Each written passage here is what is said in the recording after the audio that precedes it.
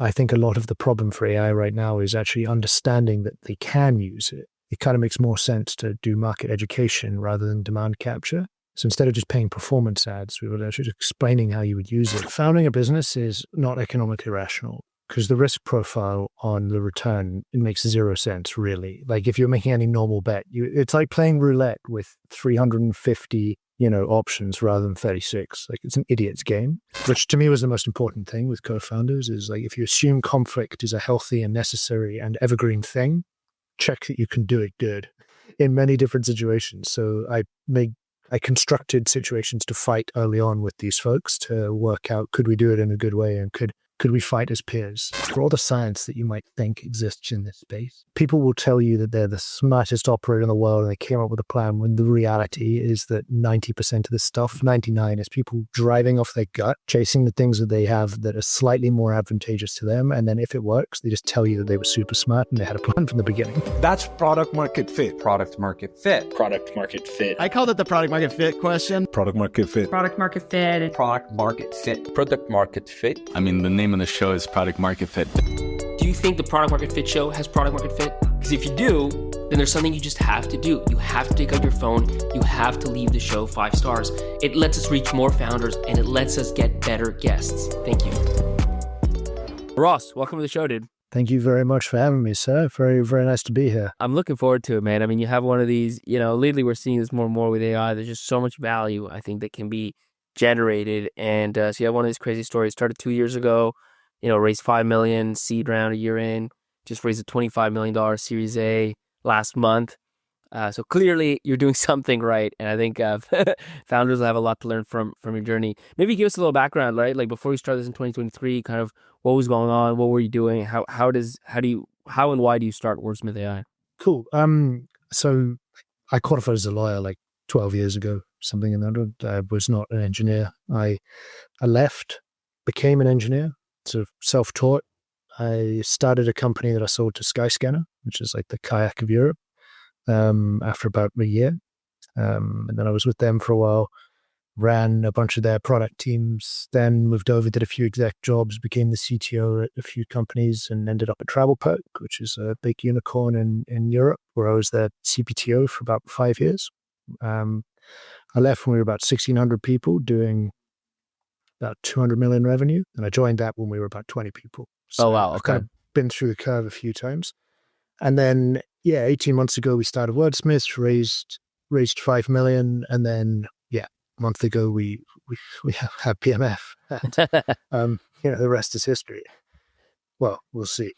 That's right. That's right. Long way to go. It's kind of like comparing the color of our shoes at the beginning of a marathon, I mean, tell me a bit. So like you see that other kind of company grow, but then what's happening late 22, early 23 that makes you decide to start this? Well, we did a bunch of kind of early release work at TravelPerk with OpenAI, looking just before GPT 3.5 came out, and it was awesome. So playing with that and sort of rolling it out in some really basic use cases just ignited me. I was just so pumped by it. So you were deep on the product side in AI before the ChatGPT moment. Well, I wouldn't say I was deep, but I was, I had my amuse bouche and I was excited by it. It got me going. And I think the use case was it had a lot of potential, but it was so brittle and so painful. I was like, look, this is just the right time to do this, because it seems obvious to me that there's going to be a world where you've got kind of AI companies and then non-AI companies, and that's just going to be a bifurcation of sorts that grows now. Right. Yeah, exactly. It's so structurally different how this stuff works, and it's just so early, which is a great time. So I want to do that. I want to go back to something in the legal space, and I didn't want to be sitting behind 600 engineers missing the ride in the kind of the gallery. I wanted to be on the coalface, beating my head against my desk with no idea what was going on for the first 18 months. Just want to go through the pain. Well, walk me through like how, because this is interesting, right? Like you kind of start with this idea that AI is going to be big and you want to do something in AI. Like how do you go from there to the product, like even to the problem? Like what steps do you take? Yeah, so I specifically, as I'm a lawyer, and I'd worked on both sides of private practice and in-house, like as an exec, consuming legal services, I knew the space quite well, and I'm a massive believer. And even if you don't have the exact concept or the mechanism down, you need some kind of unfair advantage. So for me, having access to good talent, because I've been working as a CTO for ages, and B, being in a domain where a lot of other people wouldn't have had the same just general knowledge level that I had of that space, felt like a really good starting point. So I felt like before I even moved in, I had good founder market fit. And I packed myself with one co-founder who was way deeper than me on the legal side and another one who was way deeper than me on the technical side. So I just took those two bits that I had and then doubled down on those strengths. And did you just tell them like high level, hey, I want to do something with AI legal, or did you go with something more specific when you got them on board? Yeah, really good question. So the legal one, actually, he wanted to do something in travel and go down that route. So I had to convince him that actually this was a way better avenue. He's like, I want to go where you are. He's like, I want to go where Yeah, exactly. He's like, I want to go over there. You got greener fields. I was like, dude, no. Like, trust me, it's garbage. I was like, trust me, we have to go and do something that we have an advantage in. It's too competitive. And then the engineer was like, I just want to build cool shit. And Right. I had to so basically I spent my evenings with gigs for about 3 months, just building stuff on the side, mainly just to see, did we have a vibe? And we were building Total Jump because I wanted to see, could we fight? Which to me was the most important thing with co-founders is like, if you assume conflict is a healthy and necessary and evergreen thing, check that you can do it good in many different situations. So I constructed situations to fight early on with these folks to work out, could we do it in a good way? And could we fight as peers? What were some of those? Like, yeah, do you remember any of those? Yeah, I was intentionally highly provocative of things that, so we would code something and I'd be like, dude, really? And it was quite a reasonable thing he'd done. Yeah, to both of their credit, they're exemplary at conflict management and they're not afraid of it in a really healthy way. So I kind of knew they were technically good, but I wanted to check because I've seen so many founding teams explode from sitting behind the scenes. I remember sitting in various different companies, watching the founders literally go off to a room and watching the wall shake while they would fight. So I was like, we need to be good at that. So you would literally be like, yo, this is shit, knowing that it would start something. And just see what happens. Exactly. I teed them up. I had a couple few battles with them, and then once I sort of agreed that we could fight good, I got them to fight each other and check out everything was good there. And then once everybody had a Royal Rumble, then we all went. I remember it vividly. I took the lads to the Camino de Santiago in the north of Spain, like this historic pilgrimage, and we did a 4-day hike with nothing. Just in the middle of nowhere, just to properly spend some time off the ball. And it was pissing with rain and we had no plan. And it was the middle of the night. We were it was just an awful situation by any normal measure. And my thinking was, if I can construct a few uncomfortable things and the guys enjoy it, then we'll be a good founding team. And we had a great time. We got pissed. At the bar, dealt with it, made it through the next day. Gigs actually, good hitchhiker. It's great. This is very deliberate. Like I mean, people know in general that founding teams are important, that co-founders break up, but they rarely go through like all these steps. There's something that happened, maybe more specifically, that led you to be like, because it's real. It's not just like real pain you got to go through, real time you got to invest. It's very intentional. Well, look, if I'm going to quit an awesome pre-IPO company with an incredible exec job, I wanted the business to be right, but B, I'm taking a big risk. And there was no bit of my mind that I didn't want Wordsmith to be absolutely massive. So I was trying to be very deliberate about getting the key bits in place. I've founded before and it was tough with my co-founder and I. He was a brilliant guy. And conflict there was we were young. I was like 25. It was hard. And it's taken a lot of I might look blonde, but actually I'm super gray in certain places now. And it took a lot of those hairs being earned in situations where you sort of realize that you need to be able to have healthy conflict with people. So yeah, I went through it a couple of times and learned this was the most important thing I needed to be able to do with my founders. And how did you know these two guys? One I went to law school with. We actually used to sell door to door up in Fraserburgh in the northeast of Scotland, which is this kind of fishing town. And we would go and sell stuff and just get systematically rejected for pennies at the weekend. That's also a very good kind of learning path. Yeah, exactly. Good way to bond. You do that, you get paid cash in hand, you get absolutely hammered at the end of it. So yeah, we bonded. He was a great lawyer then and just continued. And then we worked together a bit over the years. And then gigs, when I was at Letgo, the job before, a bunch of my team moved over to Meta afterwards, the AI team there. So I called them when I was thinking about doing this and said, hey, who's the best dude around? And I think I spoke to a half a dozen and 4 of them said his name. So I was like, right, I will go and get that guy. And then I went romancing for a Wooing, few yes. months. Yeah, I went wooing. I mean, I think you have to be deliberate, very deliberate, if you really want excellent people. And gigs was a very deliberate approach. What do you think? Well, let me ask you that for gigs. I mean, the other guy, you knew it's easier when you know someone for a long time to get them excited. They want to work with you, want to work with them. What got gigs over the line? So I think he had been there for a while. He was sort of, most people in big tech are thinking about maybe at some point. I was very worried about taking somebody that had not spent a lot of time in early stage, because it is very different when you don't have the infrastructure around you. So I really wanted to hack with him and see how he could think on his feet if he was outside the machine. But I think from his perspective, he was at Meta for 10 years. So, it was probably, there were other motivators than just, hey, I need you to jump into this.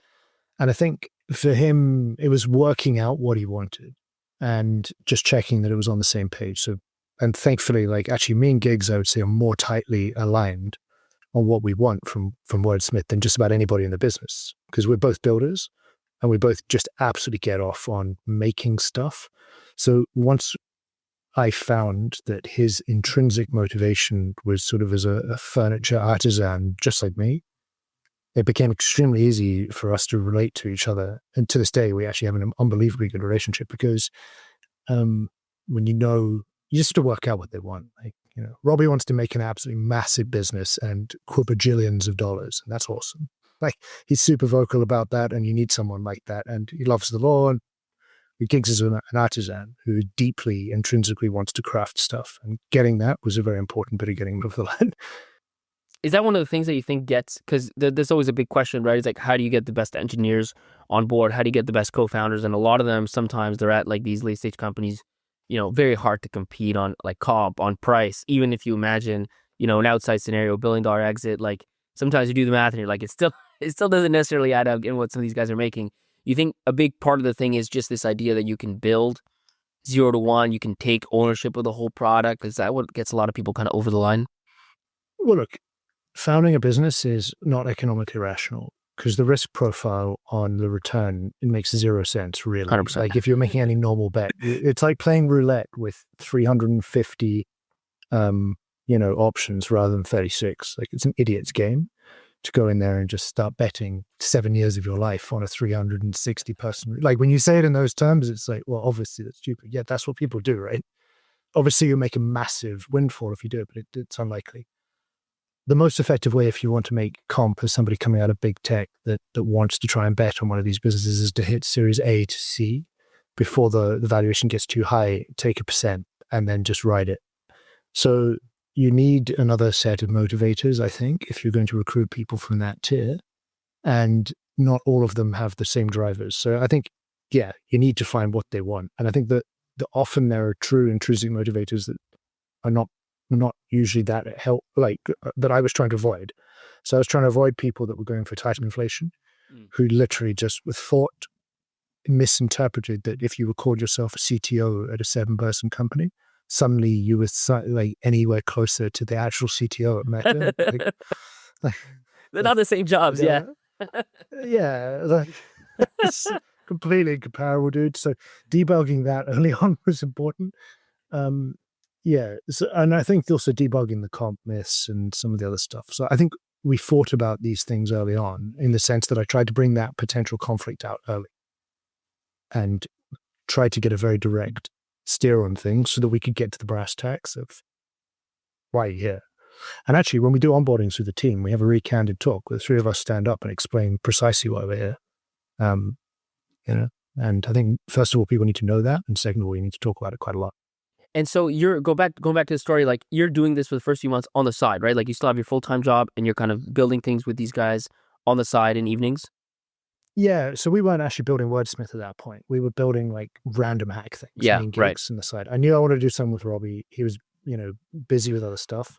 Me and Gigs were hacking around in the background. And then at the end of the job, I sort of set a date to go walking in the hills. We went walking, and then we were like, right, we're going to found a business. You're the team. Let's go. Just prior to that, like a couple of weeks before, I pinged one of the partners at Index just to catch up and be like, hey man, like I'm thinking of doing something. What do you think about it?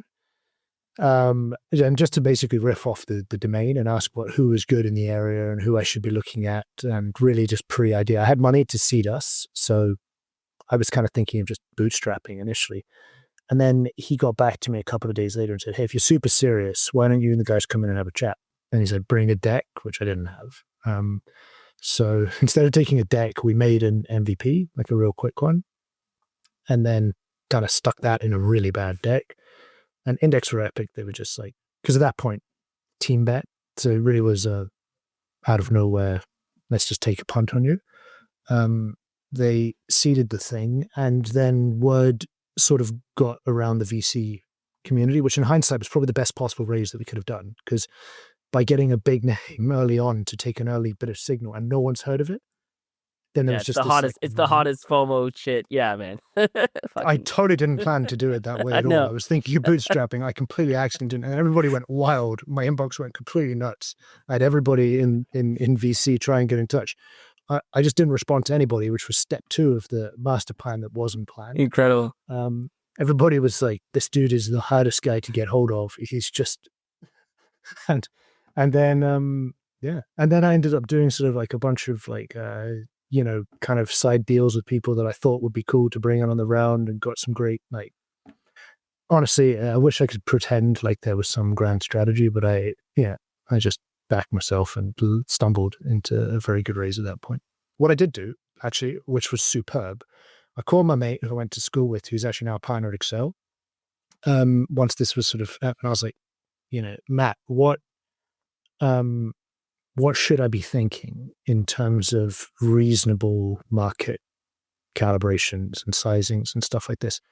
Because I didn't want to get overhyped. I didn't want to get myself out of banding. I didn't want to underhype. I just wanted to price it like Goldilocks perfect and not be greedy and just try and get clean signal. So I did think that having systematic, clean consistency to the business was a good idea. So, right investors, right, in like incorporation based, right valuations, right cap table, and like some of the hygiene factors. So I did do a bit of shopping like in the background to just make sure I got those things right. And that made a huge difference at the A, not being out of market, not being any of this stuff.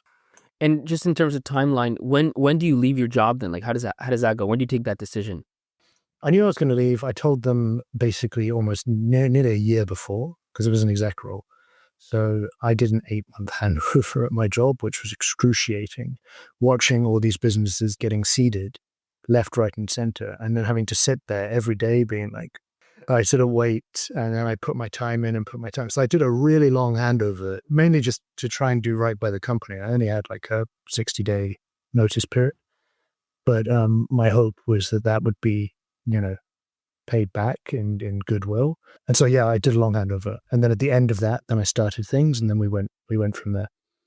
When you went to Index for that meeting, what was the MVP that you built? Like, how do you scope that out? I sat down and did my product development methodology. Like my old boss for years at Skyscanner when I was there was like one of the directors of engineering from S3 at Amazon. And I think like, the school that you get taught ends up sort of being burnt into your brain. But a lot of the way that I build product, I think actually is quite now consistent with the Amazon approach, because that's what he told me to do and made me. So I do a lot of like press release, working backwards, metrics, things like that. So I actually just sat up with a press release, and I just described what would be a killer product, or what I thought would be killer, which was send in an email with a document on it, and then it just does it and sends it back fully marked up and reviewed. So we made a really simple version of that. But I kept it on one simple story that was kind of wow. And I think the point that I was trying to make there is we're legit as engineers. We can pick something clean and simple that's a one sentence to explain. And once you understand the baseline like hook, then I have a narrative for how this could be a decacorn, maybe in the future. Because I think what they're looking for at that stage is these people have some empathy with something that's actually painful. 2, they have some vague ability to hustle together good people. And 3 they're capable of executing. But your wedge was reviewing docs, like internal legal teams reviewing contracts and things like that. Send it in. Actually, the first version I said, hey, we're going to put a lawyer in the loop and charge them like 10% of what they currently get. And we'll offer them this like lawyer verified loop where they can send anything in. Our legal team would take a look at it, and instead of paying $200 for an agreement, we'll do it with an SLA of an hour for $20. And then this is the technology simulation that we'll do in the background. So we bootstrapped that service pretty quickly and then dumped it into a couple of people and very, very quickly. But we actually went pre-product for the discussion. And then we were at market with a basic proposition within 6 weeks. So live in customers, like throwing agreements through, testing it out. Within 6 weeks of that seed round? Within 6 weeks of the MVP, yeah. So I was obsessive about like getting it out. And I think the getting it out was because not like a public release in the sense where everybody can sign up, because I think that's distracting for other purposes, because there's all sorts of other stuff you're worried about that. But getting it into the hands of people that can tell you that it sucks, or you can understand what the true depth of the problem is. So we did that very quickly, and then realized very quickly that there were a few issues with that business model that, people just weren't that bothered. They weren't really calling us back, was the main thing. And just operationally doing it in a time frame that people liked was annoying. So then we sort of migrated over and changed the proposition about 4 or 5 times actually over that year. Because also I think that the way that you start, your first iteration is super important, because it's a good heuristic for iteration 2, 3, 4, 5. And I don't know many businesses that take 12 months to get to V1 and then do V2, 3, 4 a week or 2 after that. Whereas I know loads of businesses that get to market in 6 weeks and then they do version 2 within 4 weeks, version 3 within 2 weeks. So getting something out fast is a mantra, but at least for me, I definitely was obsessive about it. Maybe just your V1, was it just like you take that doc, you send it to what? Do you just send it to like GPT wrapper style, or did you do a bunch of stuff kind of behind it? We had Retool in the background, which Robbie sat at. We had send an email in, automated response with some basic cleanup. Robbie with some tooling sat there and did a bit of additional markup on top, approved like 4 variations, and then the fully marked up thing was back during the investor call, like 7 minutes or something. But then in normal early clients, did it within 24 hours.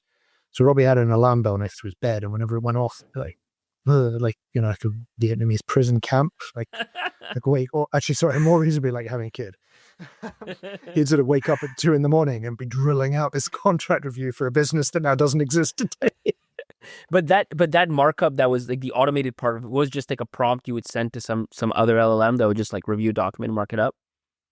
Well, we did like we kind of made it very specific. So we'd go through specific checks, and there was we did a bit of extra structure around it, but roughly speaking, it got probably 70% of the way there. And then the rest of it was Robbie tidying it up in Markdown. What did you learn after that? Because that's the key, right? You said you did 4 to 5 iterations. I'm curious to go through them and like what you learned at each one until you got the true PMF. Like this first one with Robbie, what was the big learning? The biggest learnings were that people were not that bothered. Like the sales bit so I'm naturally an engineer, but I had to learn to sell. So my biggest learning actually, and I'd say the biggest thing for all of this is you have got to sell somebody. And the idea of being the salesman or not is rubbish. Like it's actually even better if it's a product person or an engineering person that learns that talent, because that's where you get everything early on. Is if you can't get it in there and people don't have an appetite for it, and you feel it's just swimming uphill in a way where it's when you're close, but you're not quite there. And I had that for months.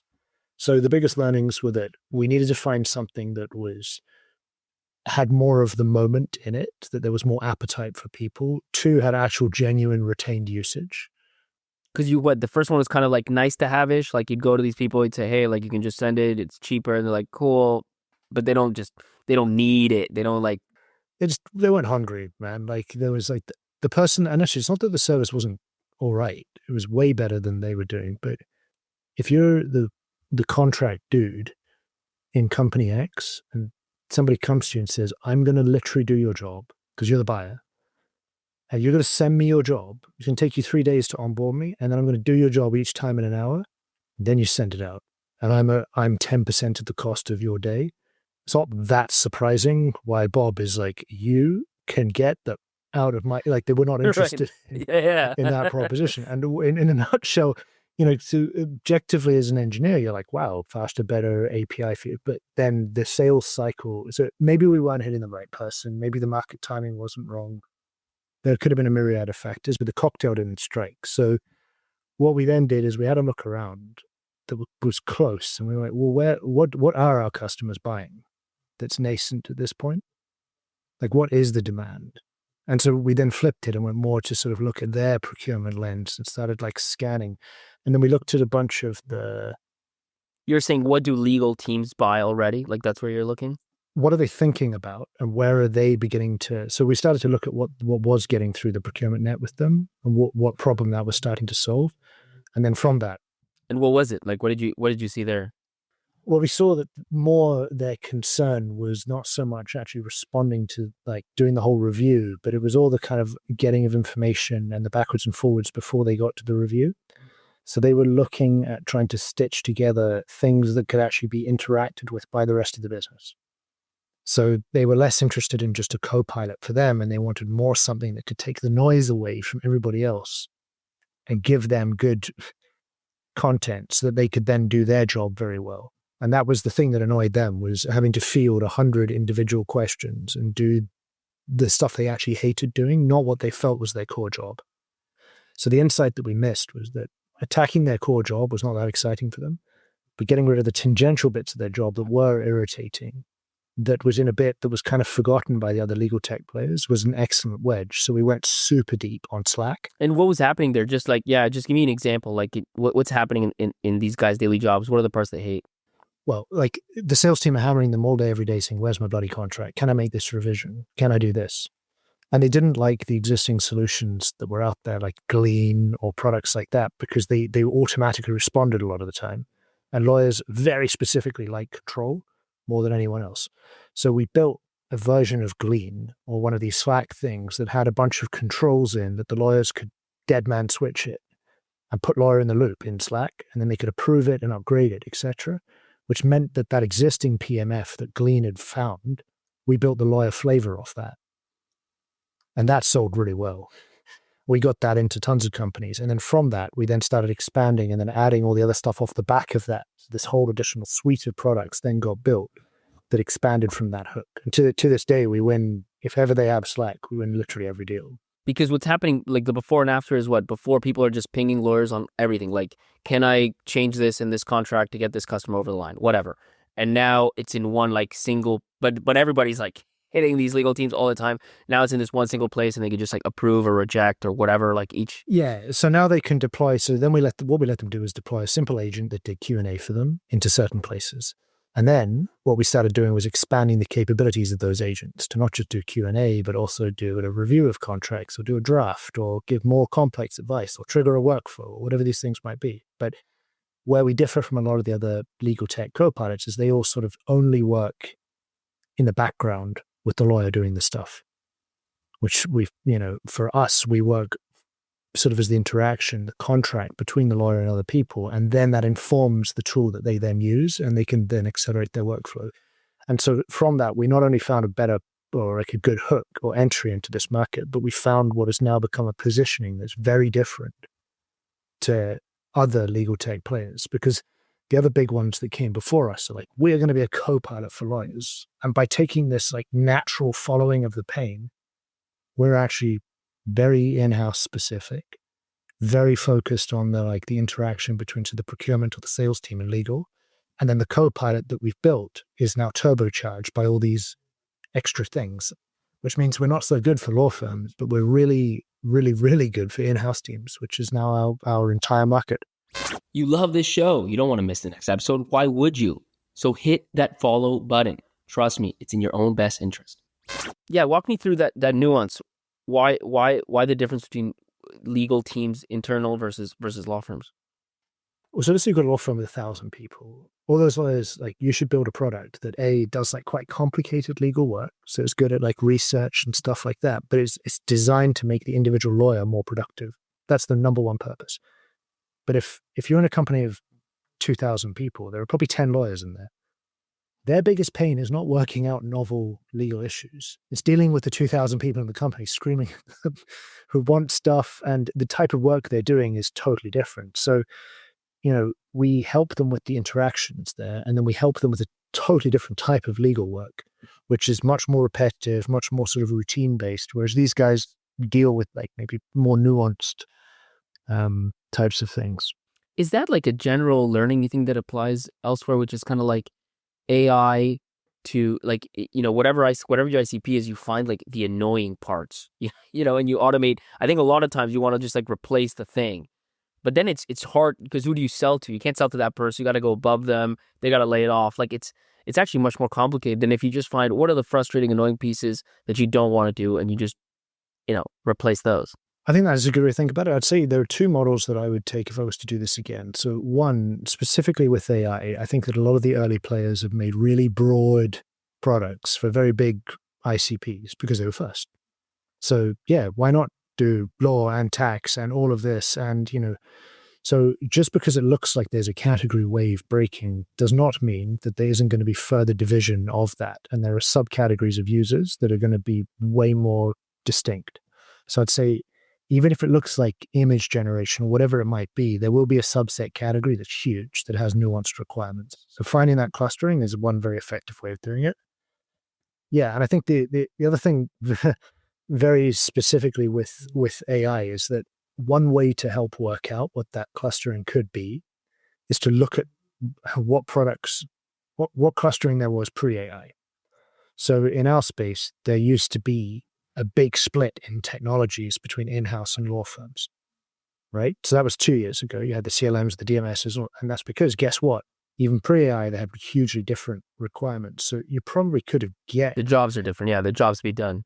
Exactly. So if you look at the pre-AI breakdown of stack, and then you see a new thing come through, and you're like, wow, that's super broad. And the categorization and the segments just look like all of a sudden one product's going to win the world. That's a good time to ask some questions and double click on the subdivisions and see what did it look like pre-wave. So you've got this, you're going through the iterations on the product. In that time frame, how do you structure it? Like, is it like 10 design partners and you're just working with them throughout, or what's kind of that side of it? We had about 6 or 7 that we got really deep with. Yeah, we just went right into the weeds. The trickiest thing, we got rid of a lot of them early on and said no to some of our earliest design partners because the clustering wasn't right.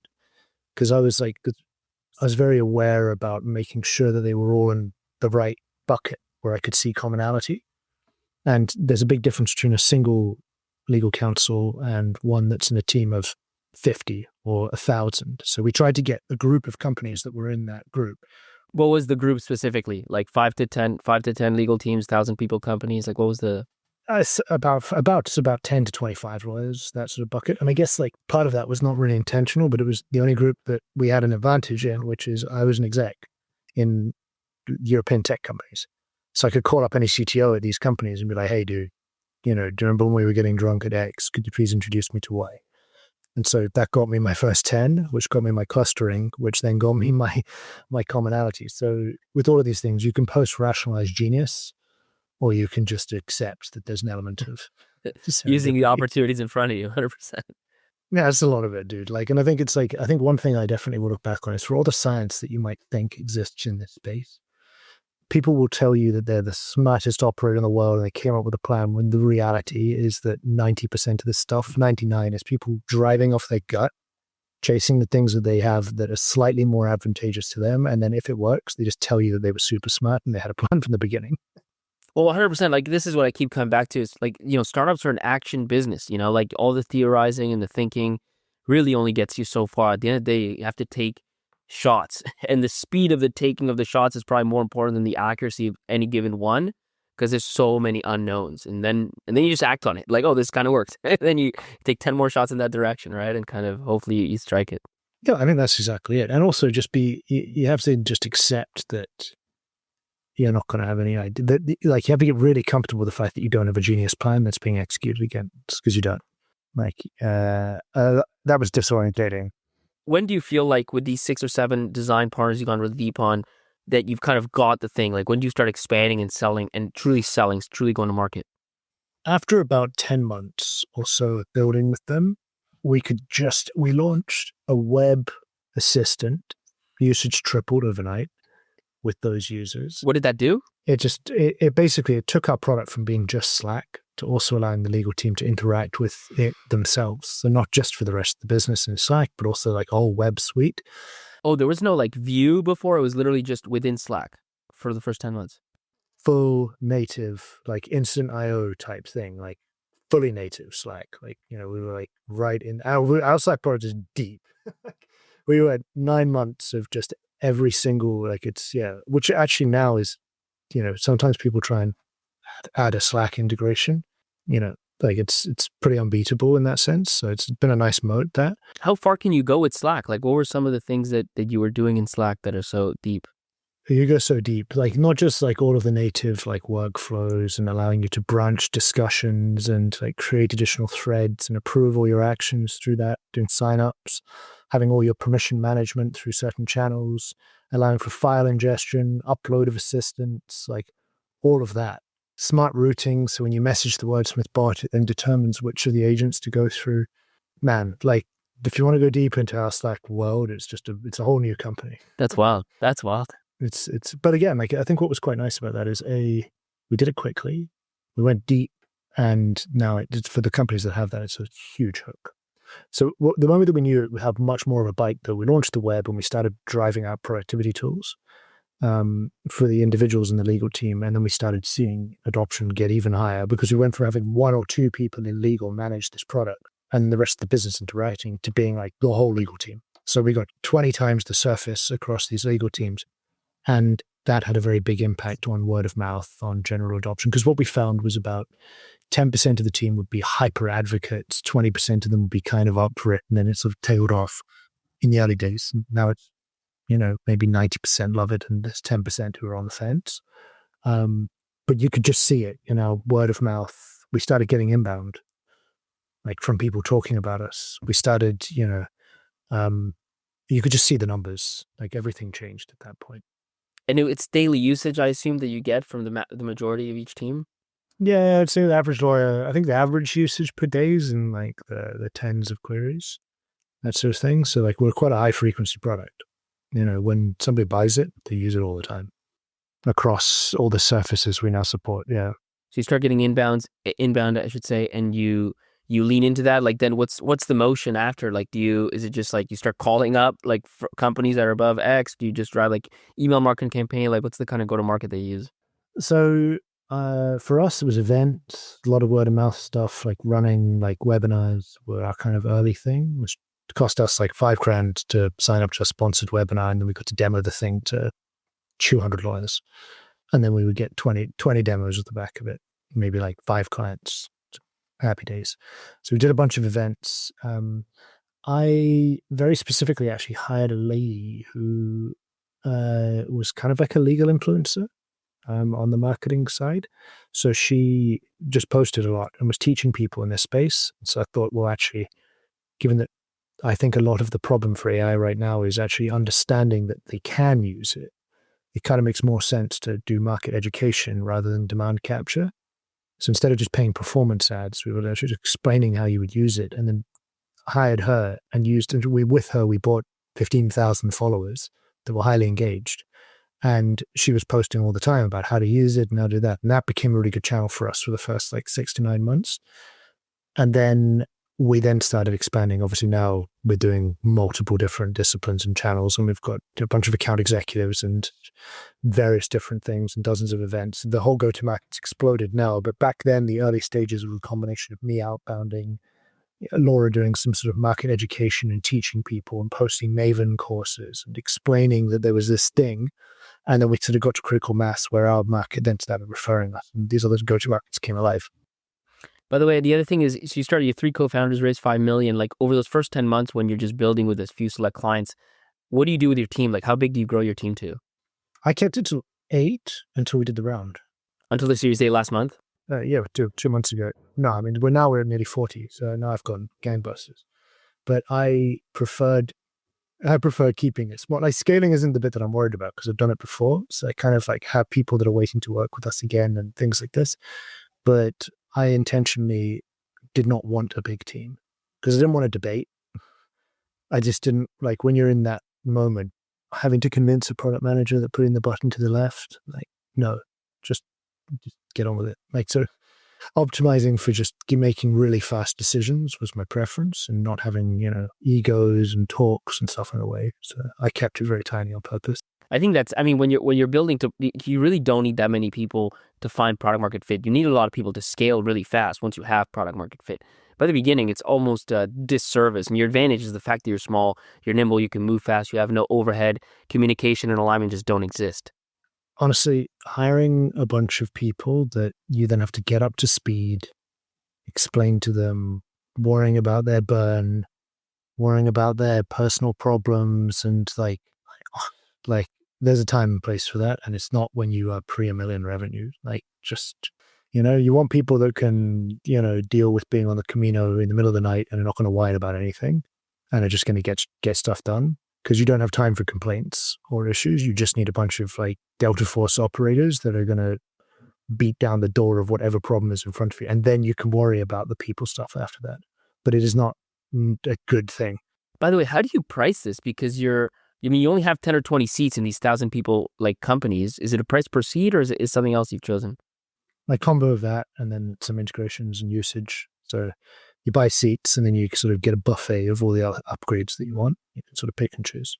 But yeah, like with that gets the ACV like 60K now, 50, 60, somewhere around that. It's kind of the average deals coming in now. We have a lot of smaller ones and bigger ones. Like I don't know, maybe a bit under that, but it's gone up a lot. Like the first 12 months, they were all on like 12K a year, like very just please pay us and don't turn us off. I was quite insistent about not doing it for free because I felt like the process of getting an order form in place and making people pay you money was part of the pain, and also part of us learning how to sell. And I think it was so easy to just give stuff away for free, and then also people waste your time because they're like, they don't engage with it. So the rule was they have to pay. They can have a few months for free, but there needs to be an ARR number that they'll commit to, or like a monthly revenue or something. And it can't be zero, or. How fast do you grow? Like you go public, end of 2024 or so? So let's call it 9 months ago. How fast do you grow in those 9 months or so? Fast. Yeah. Like it's been quite quick. And we're already like, I don't know, like from the beginning of the year, like 4 or 5x, maybe something like that. And then hopefully we'll do another 2, 3 this year. We'll see. And you're like mid single millions ARR sort of thing? Yeah, around that. Exactly. So I think we're doing fine. I'm super happy with the progress for the age and stage of the business. I think that the thing I would say, dude, is like there is a huge amount of disadvantage you can do to yourself on the benchmarks, because when I spend my time thinking about the equivalent stage of the previous cohorts of company, what they were worried about, where they were at revenue, I just got myself so negative, and thinking like, oh God, we're sucking, etc. And then when you then step out and you see the whole world, you're like, oh, actually. But I'd say highly competitive people who are focused on whoever the category leaders are by definition setting themselves up for a very depressing ride if you obsess about what your competitors' revenue numbers are in the wrong way. And so I definitely have found that step off, have a chat to some VCs or somebody that ask them what reasonable multiples and comparables are, and then focus on your company and don't get too worried about what the other people in your category are doing on ARR numbers. I think it's totally true. And it's funny. I spoke, one of the latest podcasts I had was Rick, founder of Persona, a couple $2 billion today. And he's like, dude, when I started this business, I just told myself it was going to, like, he left Stripe to do it. And he's like, I just told myself it was going to fail. Like, I just felt like it's just not going to work. And then, but somehow that attitude helped him because it was like, and I'm not saying everybody should have that, but it was almost like the soldier that goes to war and assumes like they're not coming back home. And that just almost frees them to just kind of go forward versus like you kind of can't do anything about what the other companies are doing, how much they're raising, and it's just not going to necessarily, I don't see how it's going to help you, to be honest.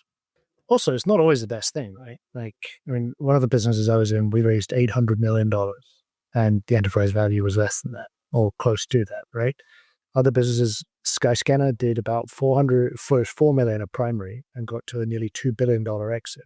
Your capital is helpful, but it is definitely not the primary dictator of your success, right? And I do agree with the free yourself type mentality, this kind of matrix. We actually talked about it a lot as a team. Like, oh, even if it goes wrong, like you found a company, you make an AI thing, you reduce some venture, do you have any idea the number of opportunities that are open to you after that? It's all good, dude. Like, just chill. Get on with building your company. And I promise you, if the worst thing happens, you'll go to bed, your wife will give you a cup of hot chocolate, you'll feel like shit for about 2 days, and then your phone will go absolutely nuts, and you'll have to start telling people you need a holiday before you get back to the next thing. And when you realize that, it's literally not having a $1 billion company is the ultimate and tiny violin first world problem. And when you can get your head around that, it does free you up to just start making way more rational decisions. By the way, I got just a couple more questions, but there's a bunch of background noise, somebody else talking. It's a sales dude. Yeah. Selling. That's important. That's important. So, that's the drone of ARR, my friend. When was the moment that you felt you had true product market fit? It's a bit of a boiling frog. It's definitely not an overnight thing. But I remember going to my wife and I stopped having sleepless nights about it at this moment where I think this is when the ARR started to roll, like you just stop being stressed about that initial bit. You're like, wow, actually people are fully willing to commit to 80 grand, 100 grand contracts on this thing. And I think we signed 2 or 3 of those in the space of about 2 weeks. And I could see the pipeline filling up with lots more companies like that. And I was like, you know what? This actually legitimately, like at the end of the day, numbers talk. Like ARR is the metric. Or if you've got a B2C product, like mega usage. But that when we started getting real commit on revenue, then I knew that this has the potential to be a very large business one day if we pull it off. Let me ask this. This is actually not the last question, so I lied. But you mentioned, you're married. You're obviously not like a 20-year-old founder. You come from a world where you were an exec and I'm sure it's hard work, but things are like more controllable, more controlled. How do you structure, like, is there work-life balance is the wrong word, but is there any sort of balancing act here? Like, are you just like 7 days a week? Like, how do you structure the kind of time, the hours of a startup relative to what you were doing before?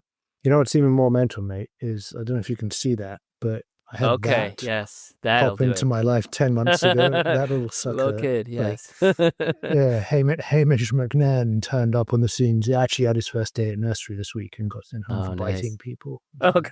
So we're dealing with that. But yes, I had a kid. I've got a 10-month-old as well, which has made this a little more spicy. And both my co-founders have had kids. Gigs had his 4th 3 weeks ago. Wow. Bobby had his first. Holy. So I don't know, like you just man up and just bite through it really. Like at the end of the day, so how do I structure my day exactly? I get up about 5, usually do some Hamish stuff. Usually there's a nappy in there. We hang out. I try and like squeeze a 20-minute bike ride in if I can. If not, like just help my wife out, like doing stuff. I try and do some emails in the gaps, do a bit of work early on. If I can, leave at about 8:30, get into the office, just work the full day, try and get home trying to leave at sort of 5:30, do bedtime, do bath time, do a couple more hours work, and then try and get myself to bed at a reasonable time and rinse and repeat, right? So weekends off or weekends on? What's your weekend life? I try and usually put like, I kind of battle with Aaron on it, but like I'll either do a day or like 3 or 4 hours one day. Usually a Sunday evening, I'll try and get like a full clean block where I get no interruption and I can just sit down and focus. I would say a kid gives you an incredible ability to get stuff done. Like what I do with an hour now is order of magnitude more impactful than what I did with an hour 5 years ago. And I used to think not having kids was a competitive advantage as an exec because I just work like crazy. But honestly, having some degree of constraint has forced me to become, especially with AI, right? Like I just need to get it done. And I don't miss bath time. I really like being home to see the wee man. I like giving him his final feed of the day. I don't want to compromise on that, like, and if I can, do both. Yeah, I think you can, right? Love that, man. Love that. Cool. Let's you know what? Let's end it there, man. That's a good note. Screw my last question. Cool, man. Well, dude, thanks so much for jumping on the show, man. It's been great having you. You're on a crazy journey. I'm really excited to see where it goes. Awesome. Cool. Thanks for having us. So guess what? I met this founder who listened to every single episode of the Product Market Fit Show. He just called me and he sold his company for over $1 billion. That's right. If you listen to every episode of the Product Market Fit Show, that's what's going to happen. That's just, it's, I can't say it's guaranteed, but it's what I've seen. It's what I've seen in the past, but you won't know for sure unless you try it out for yourself. So go back, because there's over 100 episodes of the Product Market Fit Show, and you haven't listened to most of them. Check them out.